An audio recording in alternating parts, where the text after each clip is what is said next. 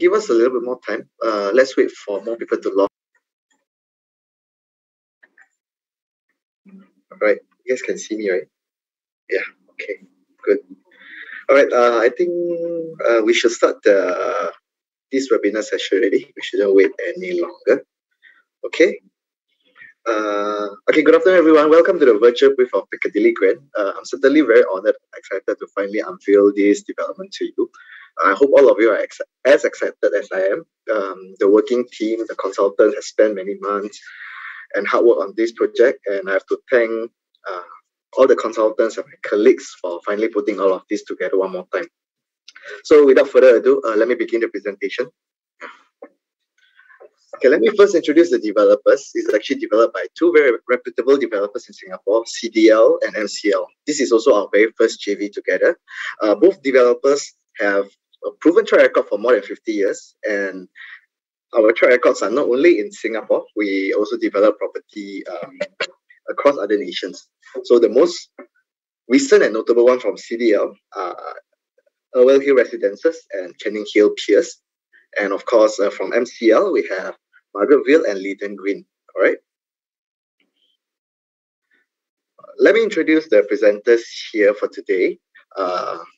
We have here myself, I'm Jackie from City Developments Limited. We have Sin Yong, the project's architect, from ADDP, Pek Chong, the project's landscape designer from Tinderbox, and Miss Hillary, the project's interior designer from Second Edition. All right. Okay, the naming rationale for Piccadilly Grant. I'm not sure how many of you have heard of this, but just a little bit of fun fact to share with everyone. Back in the mid-1800s, Farrer Park area was actually an area where the British used to host horse racing. And in those days, only the affluent Englishmen are allowed to watch the horse gallop. So it made sense for the British to have homes at that area because it's near to the city. And it's also near the entertainment area where they can watch the horse gallop. Yeah, so they named the streets after beautiful towns in Farrer Park. They named the streets in Farrer Park after beautiful towns in England, like Gloucester Road, Cambridge Road, Oxford Road, Rochester Road, and much more. Yeah. So taking inspiration from the heritage of Farrer Park, we decided to name the development after another iconic district in London called Piccadilly Circus. If you've ever been there, the district actually serves as a hub of culture, tradition, and modernity. So like the London city namesake, Piccadilly Grant aspired to be the next transformative landmark at Farrer Park, maintaining the culture and heritage of Farrer Park, and at the same time encouraging rejuvenation towards its modernity. Yep.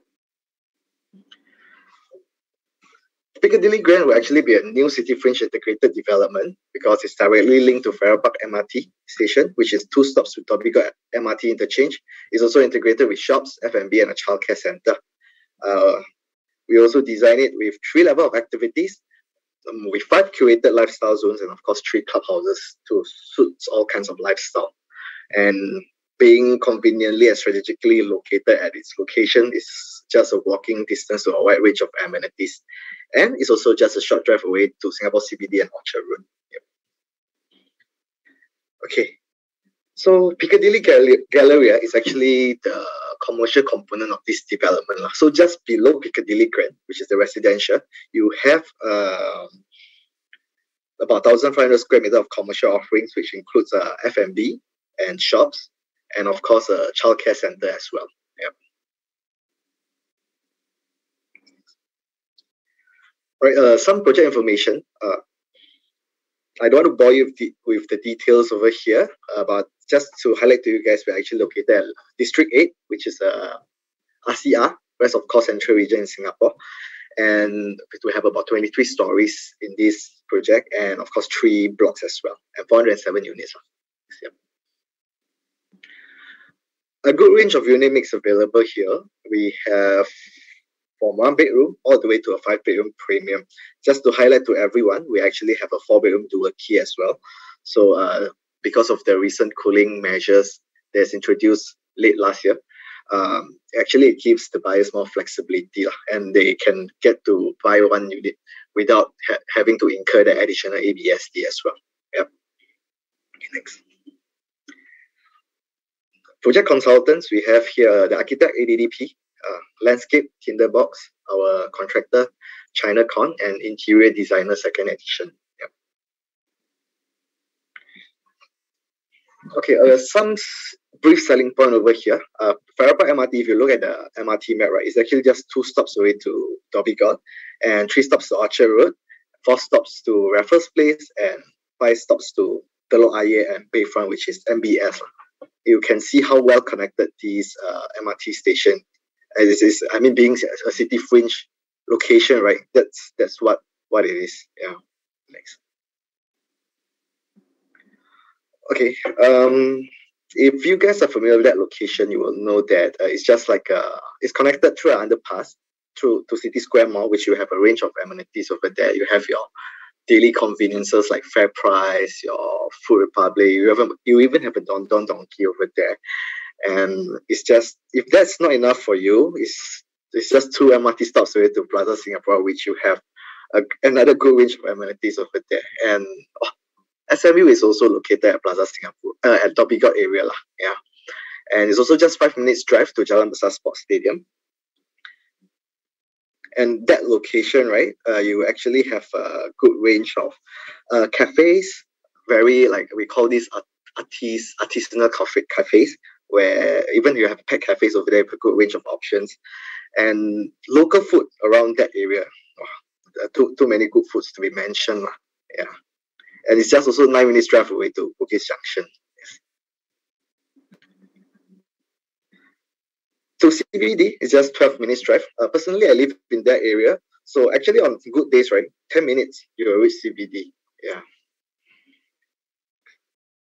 Of course, school within 1 kilometer is a Farrer Park Primary School. We have some others as SJI, Hongwen as well. Yeah, thanks. All right, I'll pass on the baton to Sin Yong. Yeah. Sin Yong, you understand? Yes. Oh. Yeah. Okay. Hi, good morning, everyone. My name is Sin Yong, project architect for Piccadilly. Some of you may have met me before. Okay, welcome. Okay, let's get started. It's my pleasure to share this exciting project with everyone. So for my presentation today, the format will be I will be sharing our inspiration and concept of this development. Not in too detail. That one will come later when the project is officially launched. So we will share what makes this project so special, right? So at the end of the sharing, I'm sure everyone will have something to take home with on how to market this project. Okay, as Jackie has mentioned, actually this whole area, including outside, 2 centuries ago, is a race course, very affluent area, and right across the street, race course road. Actually, this area is a low-rise, very historical, I would say, culture district. So, personally, I think it's a fantastic location. Why? Because actually the best CBD views happens to overlook the low-rise area, right? And it happens to be on the southern side and eastern side, right? So with such a location, actually, as designers, we always ask ourselves, what is a suitable design for this site? What would a modern interpretation of Piccadilly be in such an area? So we started looking at surroundings, and not surprisingly, there were plenty of inspiration for us. So we started looking at old and new architecture, the materials, texture of the surrounding. There are a lot of brown hues, terracotta kind of a feel, and also a lot of patterns and texture that we felt is really rich, right? So we really love this mix of materials. So if you may imagine for a minute, what is the kind of identity that Piccadilly Grand can have? So basically, in our mind, this is what we ambition, a mix of all these colors, and then in contrast with our more modern, sleek facade. So this is what we wanted to implement for this development. Okay. Yeah. Okay. So what are the attributes that the site already have, and how do we improve that? Right. These are some of the items that I will run through together with my design later. So the first one, direct link, F&B, retail, childcare design, right at the doorstep. The views and orientation, curated lifestyle and amenities. And of course, the last two will be by the ID and the landscape.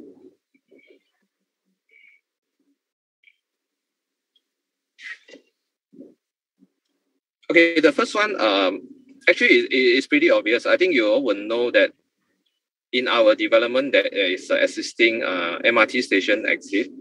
So this exit you can see from this picture. We are actually not demolishing it. I would say we are adopting into our development, right? So it will be sheltered under our development. So if you take the MRT and from the underground, when you exit the station, you will be fully sheltered, right? All the way to your home. And you will be surrounded by this very, this decent size, I would say, commercial cluster.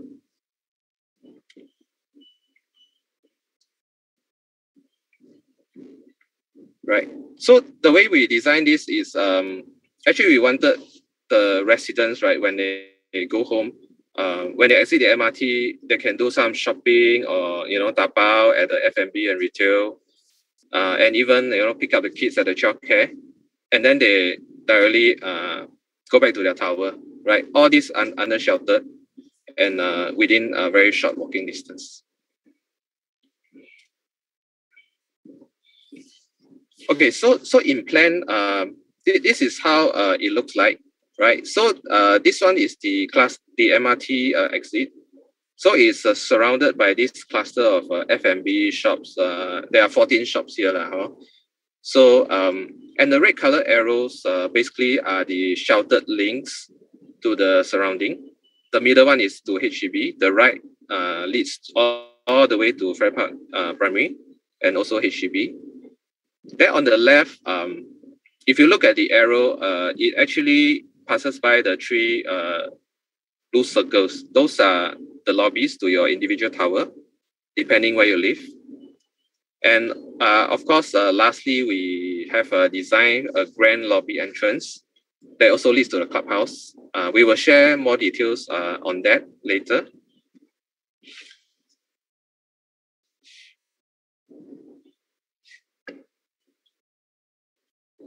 Okay, the next one will be on views and orientation.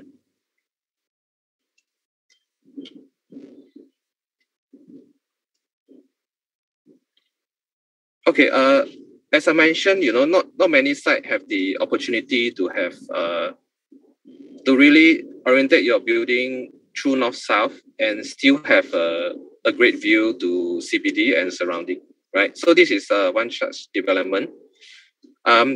Actually, the eastern and southeastern actually looks towards the Beach Road and even MBS area here.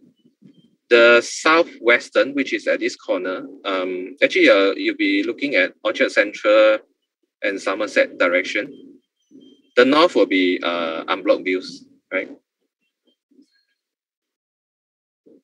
So these are some photos that we taken from the adjacent HEB. These are the northern views. Very, very nice views.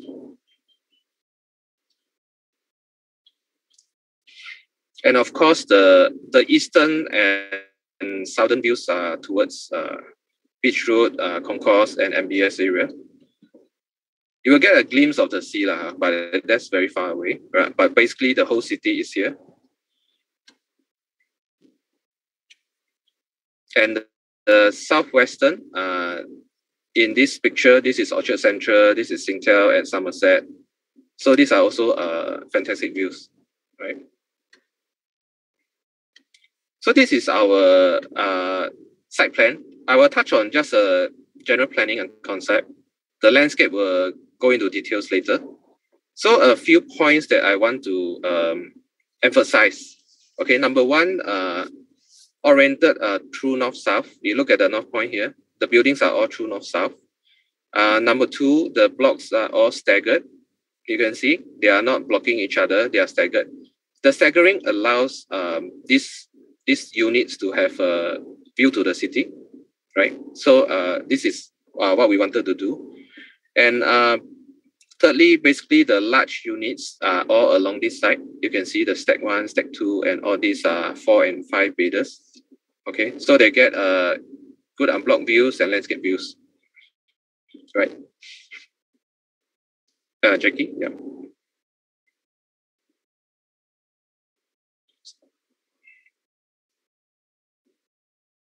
Jackie, sorry, yeah.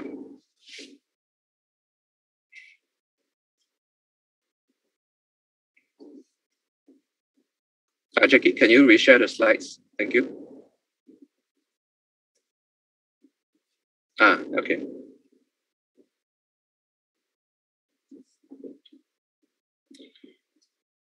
Okay, the last point I want to make is that between blocks, there are very generous distance, 22 to 26 meters. So, and with the staggering design, I would say in summary, the blocks are laid out in a very efficient manner to maximize views and also have a very good landscaping in between them. Yeah. Okay, so for the next part, curated lifestyle and amenities, I will touch on the main design concept that we have, which is the provision of 3 clubhouses.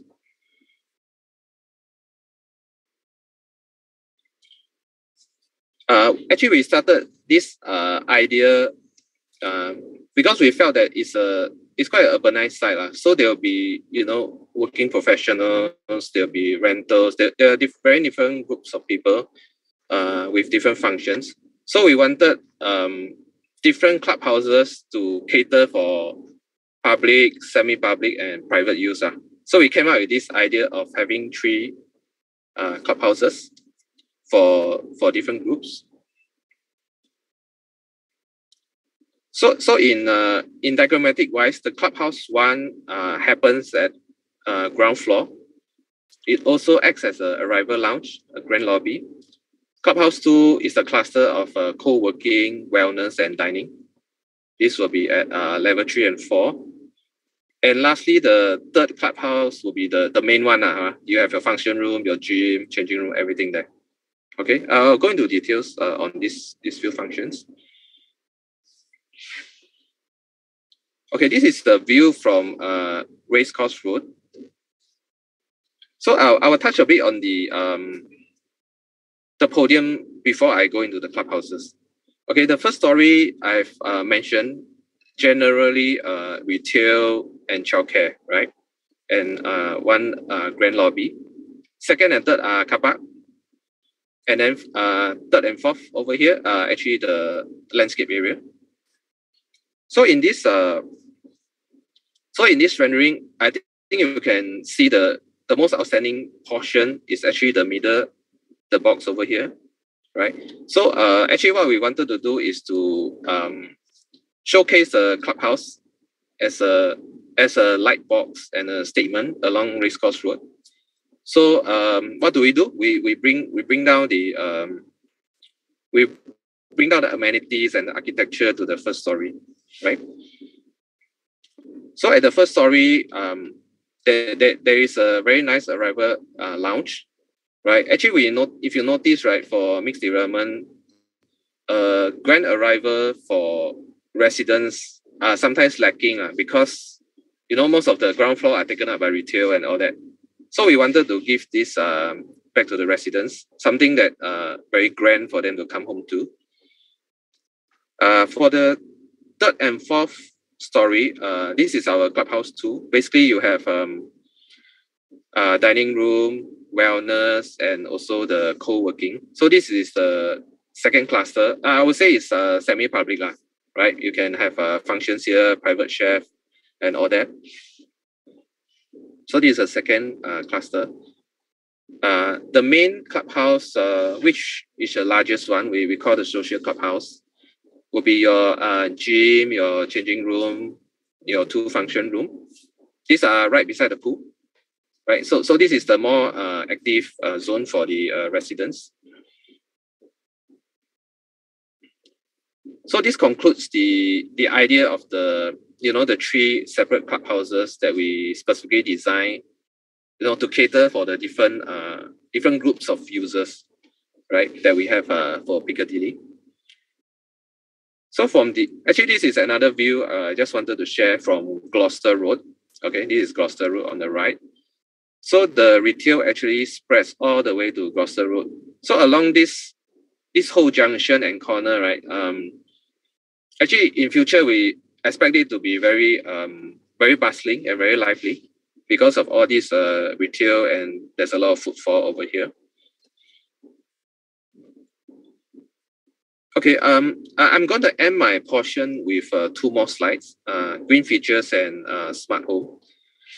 Okay, green features, these provisions are something that the developer wants to implement in this project, right? Okay, the first one, energy efficient design, building oriented true north-south, and very good cross ventilation, and with very good shading and recessed balcony.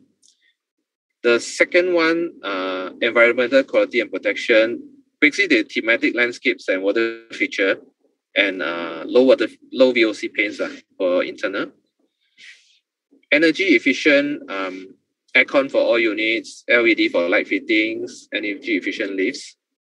So these will be units and common areas. Water efficient features for units and common areas. And for the other green features, we have the smart home system, EV charging lots, bicycle, pneumatic refuse chute, two chutes, recycling bins. I also forgot to mention that our substation and bin center are all underground, right? So you will not see any of them in this development. And the last slide will be on the smart home.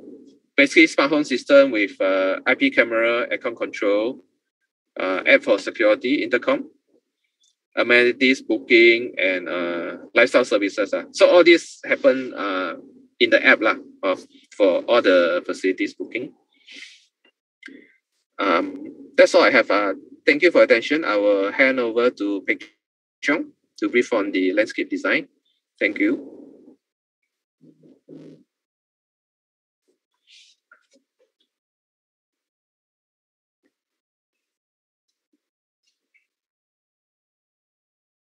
Hi, good morning, everybody. Thank you for having me this morning.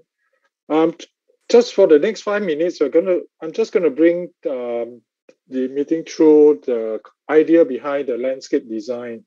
As you already know, the landscape for this project happens on the 3rd and 4th story on the car park E deck.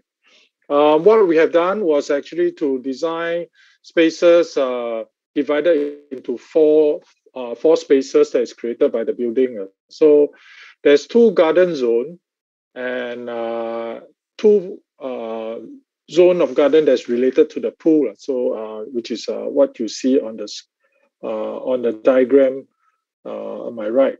So next slide. So this is the landscape plan itself. So on the landscape plan, the facilities and amenities is already in the list, so I wouldn't go through them one by one. But the 2 zone itself, you see that. Okay, maybe let me just go through the first 2 zone, which is the garden, the botany zone, and the tranquility zone. Then after that, I'll take the slides will then bring you through to the 2 other zone, which is pool related. Okay, next. So this botany zone or botanical zone and the tranquility zone is actually designed as an extension of the main grand drop-off, as well as the clubhouse itself. So number 6 on the plan is actually the clubhouse and the drop-off itself. As you come up of the clubhouse, this is the landscape that you will experience. So what we like to do is the experience of arriving in this development, then extend out to the landscape. And you are greeted by an urban sanctuary of tropical garden, sound of waterfall from the spa pool and spa garden that we have created just off from the clubhouse itself. And also you are surrounded by colors of greeneries and flowering plants that you will see on this slide itself. So this view is actually taken from block 5, kind of like a mid-level view on block 5 lah. So you're able to see that the lower floors enjoy the view to the spa pool below, with ample greenery surrounding the units that's on the ground floor. And higher up, all these units actually will enjoy the pool view as well, those that is facing inwards towards this landscape area. Next slide.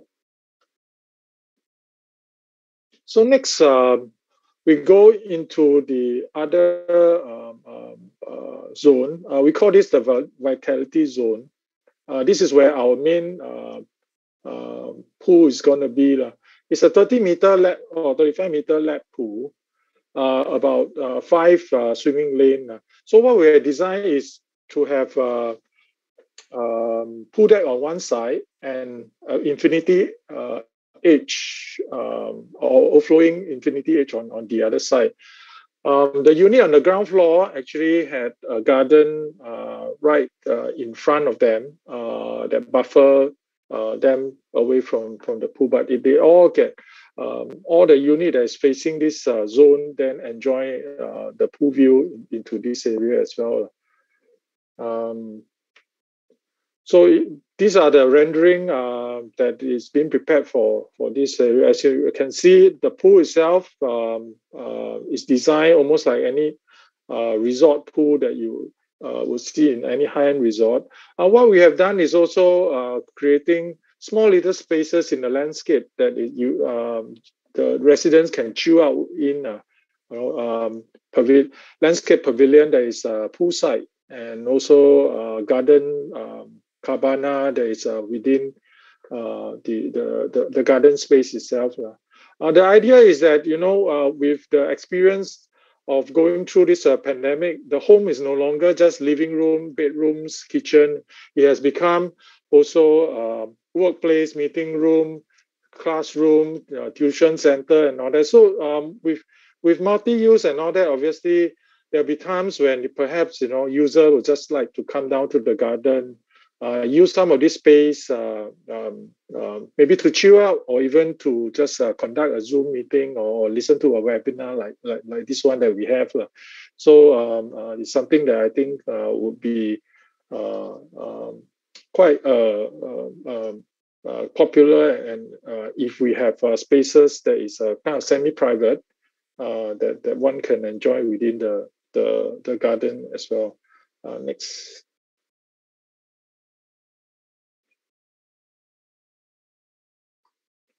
So the next zone further down is actually where the bigger clubhouse is. So this landscape is designed as an extension of this clubhouse facility. So we have 2 pool related to this clubhouse. One is the family pool, and also a children wading pool design as well. So behind there, multi-purpose court, also designed as an extension of the gym. So fitness classes, or even in a morning Tai Chi session and all that can happen here. Sorry. Yeah. So the other thing that we like to do for most of our design surrounding clubhouse is to actually design it as such that it is actually a garden extension of the clubhouse amenities as well. So these 2 view, the one on top is actually taken from just outside the gym itself, looking back towards the unit. So you can see that There's garden, and the pool is actually designed with an overflowing edge again. That makes it almost like a feature pool or a feature pond at night as well when it's not used. Okay, next. I think that's what I have so far for the landscape. This one, maybe I pass it to Hilary, who will explain to you the exciting facility they have designed within the clubhouse itself. Hilary? Okay, yeah, sure. Thanks, Big Chong. I'm Hilary from Second Edition. We are the project ID for this project. So for the dining room, this is a double volume in the sitting area. So I think it's grand. And you have a series of feature lights. And this dining room is with the private kitchen. So you can get a chef sessions and also a social gathering. So I think this room is really going to be a very exciting facility for these projects. So next, for within this cluster of clubhouse, there's a space that carved out for the co-working lounge. So there's a sitting area for minimum can sit 6 to 8 people that you can have your co-working sessions within this space. So again, it's a high ceiling. So it's another exciting feature that we named that as a co-working lounge for this development.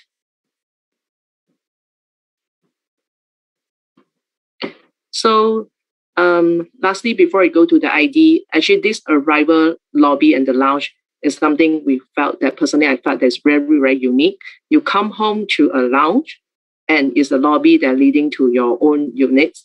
So it's a place that you can actually meet people for a short while. So this is something that is unique and it's not just typical a lobby, just come, drop by and go home. And it's a place that for you to lounge. So this is really, really unique. In our view that for this, and it's actually at the access point that leading to the clubhouse above. Okay, next. Okay, so come to the project interior design. So there is a typology of draw the words from heritage and urban. So we develop into a Be Beautiful and Be Bold for each category of the units. So we start with the kitchen. So for the kitchen, will be the fittings is using a reputable brand, Hans Krohe and Frankie. For the kitchen appliances, again, it will be a reputable brand, Bosch. So all the fittings, which is what you see on the slides. Come to the kitchen design. Basically, for the differentiation of the unit A, B, C, and the D and E, namely A, B, C will be 1, 2, 3 unit bedroom beds unit type. D and E will be 4 and the 5. And there is a series of the feature accents, texture, color that being introduced to differentiate the 2 different types. Next. Yeah. So that will happen in kitchen as well as in the bathroom. So for the bathroom, ABC 1, 2, 3 units, the fitting will be in polished chrome finish, and the brand is Hans Krohe, reputable brands, and West, Velour, and Bosch. For D and E 4 and 5 bedroom, they're going to have a special finish in the brushed black chrome, and the fitting is also specially selected to differentiate the ABC type. So this is a series of the attempt that as the ID finishes curation of a series of features, different accents to differentiate, and also this will diversify in this development. So actually this DNA have been running through from architecture, landscape, and ID. So you see a series of diversified of the different items to kind of differentiate the products. Yeah. Next. So likewise, is also introduced to the bathroom. For the 2 series, Be Bold and Be Beautiful, the feature wall are different. So again, you will explore and discover different color accents. It's all linked back to the excitement that what you can get from this development. So next. So this is to continue showing you that the feature wall you see in the bathrooms. Next. Okay. So come for the wardrobe. Again, for the different series of the color is introduced for the ABC unit as well as for the D and E.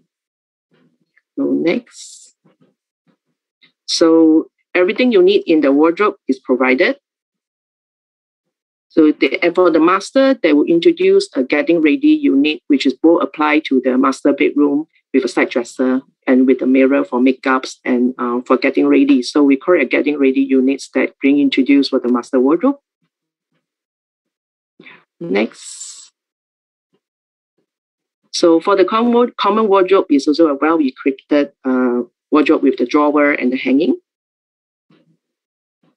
Likewise for both unit types. Next. Yeah, I think that's all for the ID. Yeah, thank you.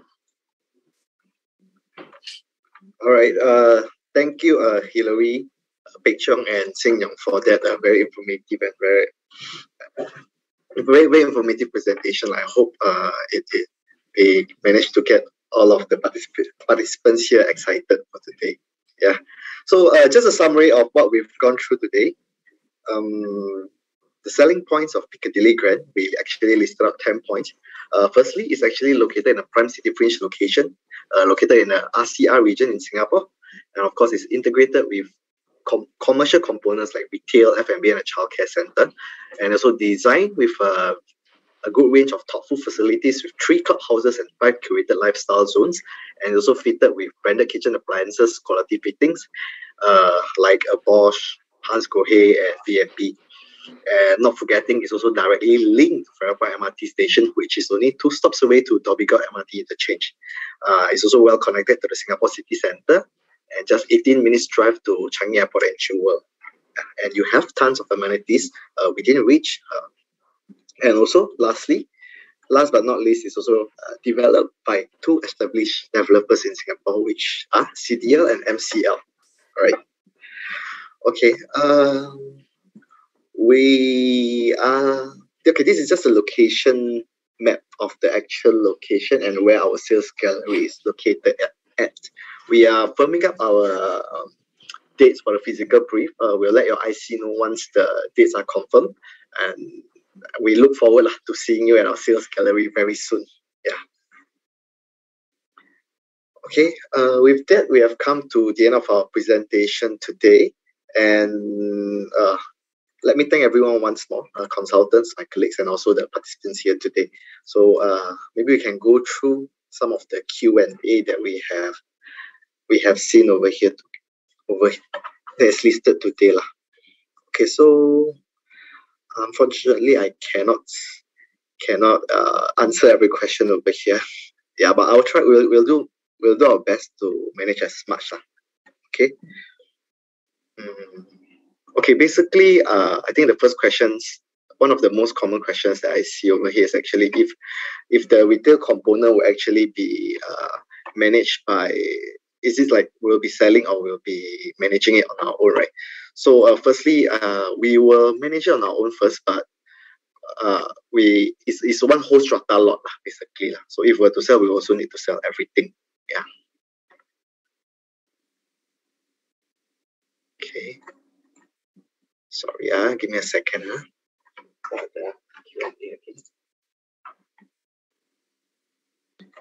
Okay, and the next question is there a 50-meter pool and tennis court? We have a multi-purpose court, unfortunately not a 50-meter pool as well. Yeah. But we do have a lap pool available in this development. Yeah.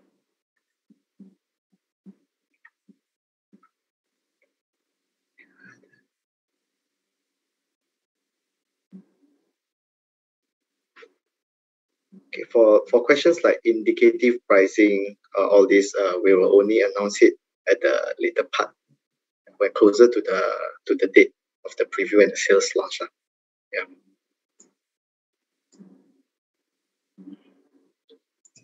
Okay.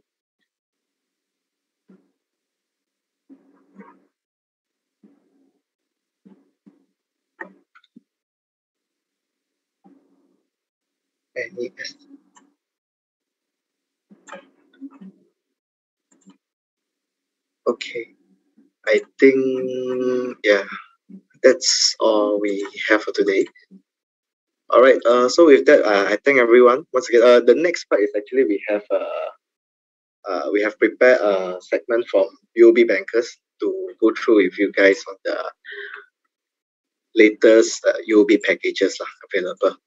All right. So we have over here today Aloysius and Kai Yao. They will share more information on these mortgage packages with us. Yep. Okay. All right. Right. Good afternoon, everyone. Thank you, Jackie, and thank you, CDL, for giving us this opportunity to share with you guys. So basically, what we'll share today is how customers can use the funds that they have to possibly increase their loan amount. Okay. So without further ado, I will just share screen. All right. Just give me 1 second.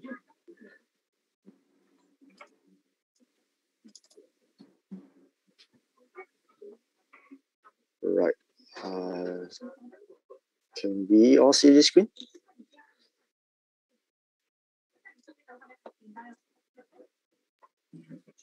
Okay, 1 second. Let me go to presentation. Okay.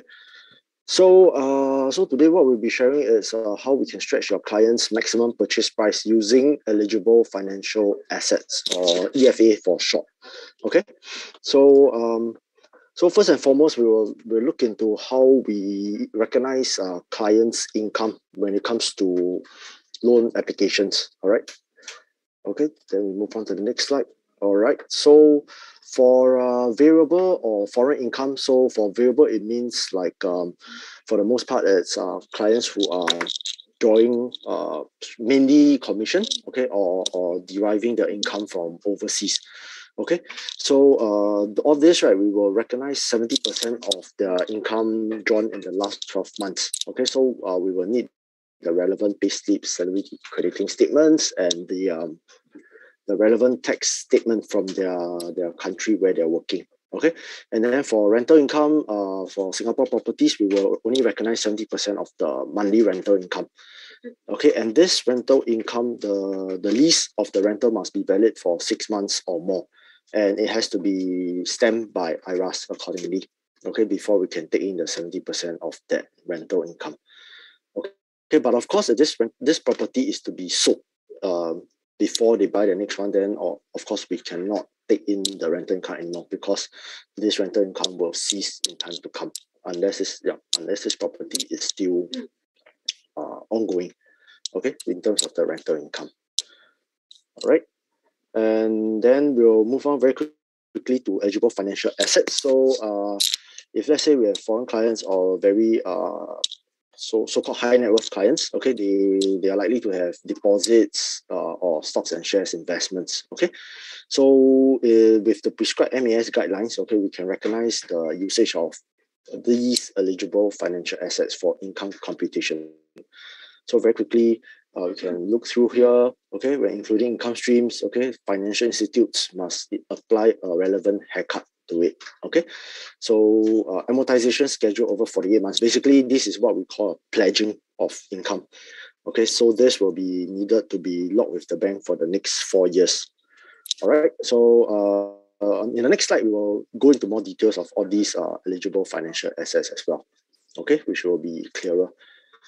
Okay, so over here on the first column, we can see that unencumbered liquid assets, which will be what we have, the Singapore dollars, okay, the money that we have in the bank, okay, in our savings account, current account, etc. Okay, so for all this, if the if the funds are to be pledged with the bank for the next 4 years, we are able to recognize this income stream at 100%. Okay, but of course, if let's say these funds are in savings account or current account, they have to transfer it to a fixed deposit so that the bank will be able to so-called earmark this funds for the next 4 years. Okay, then in the last column, of course, we have what we call an unpledging or show funds.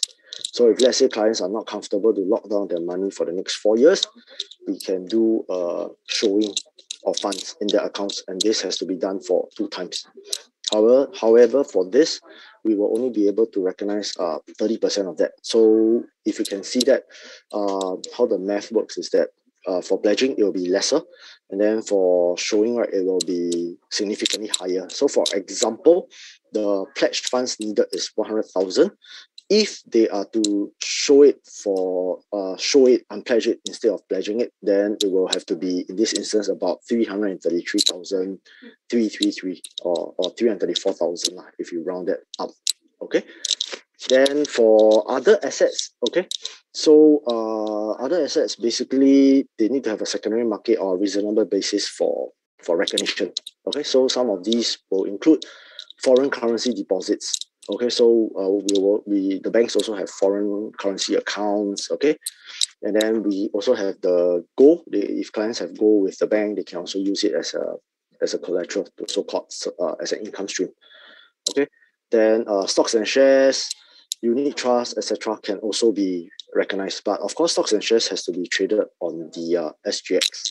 Okay, so any other stock exchange like the Hong Kong Stock Exchange, US market, all this, we are not able to recognize. These are all prescribed by MAS. Okay, so for all these other assets, the pledging, if they are to lock it down for the next 4 years, it will be a 70% recognition. Okay, so in the same instance, just now I mentioned that, let's say for Sing dollar deposit to be locked for 4 years will be 100,000. But for, if let's say it's a foreign currency, it has to be a Sing dollar equivalent of 140,000. Okay, to arrive at that so-called 100,000 income stream needed.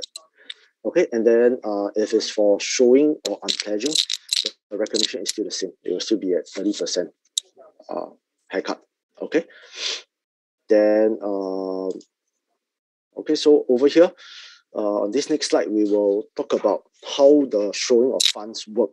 Okay, so for foreign currencies and basically for the most part, stocks and shares, unit trusts, all this, right, the funds to be shown is required only once.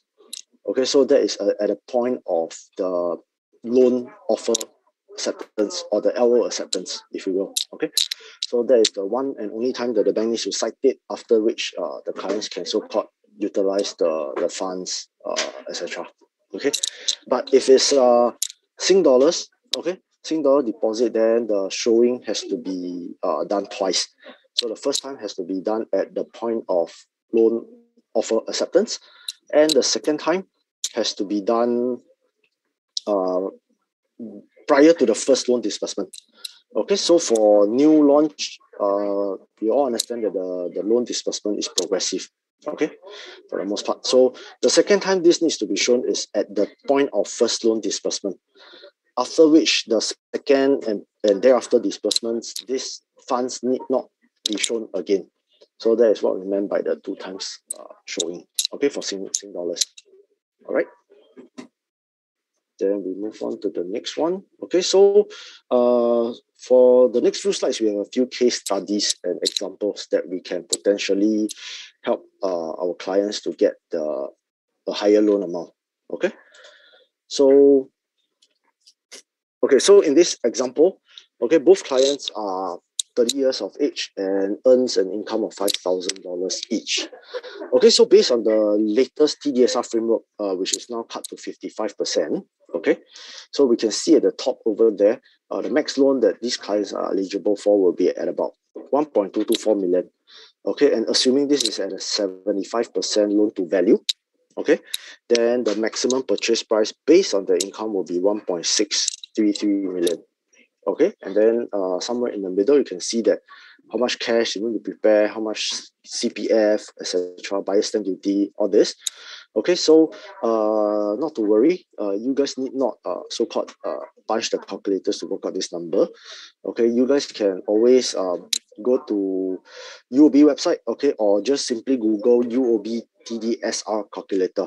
Okay, the link that comes up, the first result, you just have to click in, and then the layout is very comprehensive, so you can just key in the client's income details, commitments, and then from there the resulting page will share with you and the clients what is the amounts needed accordingly. Okay, so next we move on. Then we go on to talk about how much how much loan that they can get if they are willing to pledge or show funds. Okay, so at the bottom, at the first column, if we look at, let's say, the client wishes to buy a property that is at 2.041 million, which is a stretch purchase price of 125%.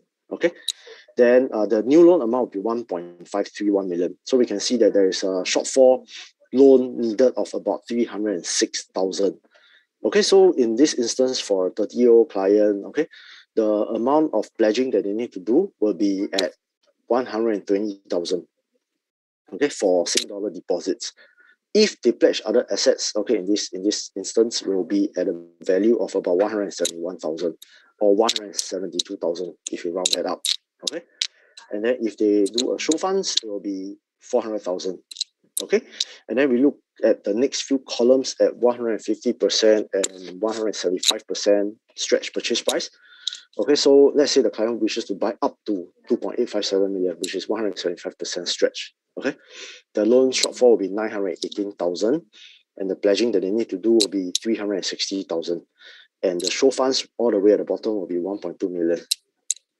All right, so you guys can have a look over here, and you guys can take note of the pledge as the pledge, the last three rows, the figures here, because the next few slides will talk about clients who are so-called older in the examples. So the older the clients are, which means that the shorter the loan tenure will be. So naturally, when the shorter the loan tenure is, all these figures will have to be increased. Okay, so we look at the next one. All right, so in this example, both borrowers are 40 years old. Okay, but this time around, they are earning $8,000 each. Okay, so based on income, they can loan 1.757 million. Okay, so as we can see, although they earn $8,000 each, but if they want to get a higher loan amount, okay, the amount that they need to pledge will be higher as well. Okay, because the loan tenure is shortened to about 25 years. Okay, so once again, we can look at the stretch purchase price of 125%. All right, if they want to buy up to 2.929 million, okay, the loan shortfall will be 439,000 based on their eligibility using income. Okay, and the pledge amount will be 192,000 in terms of Sing dollars fixed deposit. Okay, other assets like our foreign currency extract will be 274,000. Okay, and then if they choose to show it, then it will be in Sing dollar equivalent of 640,000. All right, so you guys can look through as well very quickly. Once again, at the 175% stretch purchase price, the loan amount needed shortfall will be about 1.318 million. Okay, and the pledging will be 576,000. Okay, then in this last example, so this time around, the clients are both 50 years old, the income of 12,000. Okay, so the max loan is 1.846 million over 15 years. All right, so once again, at the bottom, we can see the stretch purchase price, and at the somewhere at the top in the middle, there's all the 5% cash needed, next 20%. Okay, so just important to know that these are all assumptions based on 75% loan to value. Okay, of course, all these scenarios are not. It doesn't cover every aspect. We all know that there will be some borrowers that are 25 years old, and then the other one will be 50 years old. So there'll be a combination of factors involved. So in any case, if there are any issues that you are not certain of, you can always reach out to me, okay, or my bankers, which I will share the contact list later. Okay, so before that, we look at all the stretch purchase price again. Okay, so right now we just look at the 175% stretch purchase price, which will be 4.308 million. Okay, so they need to buy this property, they will need to loan another 1.384 million. All right, so the pledging amount needed will be 864,000. Okay, and if they are to show funds, it will be at 2.88 million. Okay, then moving along. All right, next we'll cover a little bit on our rates. Okay, so you can see over here right now, for the most part, the first three columns are sharing with you the completed property interest rates. Okay, so for 3 years fixed rates, it is at 1.85% currently. And for 2 years fixed rate, it is at 1.65%. Okay, and then for BUC or new launch properties under construction. Okay, so at present, what we are offering is at a 3-month SORA plus 0.8% spread throughout. Okay, however, do note that these rates are, of course, not the final rates. If let's say subject to loan size and the client's profile, okay, please let us know. We can always seek our management's approval to possibly get something better from what is shown over here. Okay. So last but not least, as mentioned, so we'll be sharing my team and my contact numbers, so you guys can take note of this, and then can just reach out to any of us if you guys need assistance, be it for your queries or your clients who need to do IPA, etc. So we still do IPA for clients. So if let's say you have clients that need to be certain of their loan eligibility, feel free to reach out to us. We'll be more than happy to assist. Okay, so at this point, let's see if we have any questions.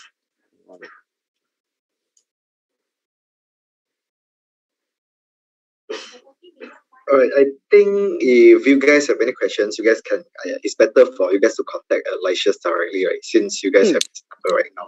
So Yes. for the other questions that you guys have put inside this Q&A, we will actually collate it, and then subsequently we'll send it to your PMICs and answer as much as possible as we can. And of course, I see a lot of very common questions in regards to the indicative pricing, like the expected selling price. So one thing, if you guys look at the recent dairy farmland tender GLS price, you guys can expect them to sell about $1,900 to $2,000 per square foot already. And Piccadilly Grand is actually located in the RCR region. So I don't know what kind of price do you guys think it will sell, Okay. But we look forward to seeing you guys at our sales gallery. Tentatively, I think it's on the 1st of April. Yeah. So once again, thank you everyone. Consultants, Lycius also. All right. Thank you, Jackie. Okay. All right. We'll end the session today. Okay. All right, Ken. Thank you. Thank you, Okay, Jackie. bye. Thanks, Jackie. Okay. Bye-bye. Bye-bye. Bye-bye. Bye.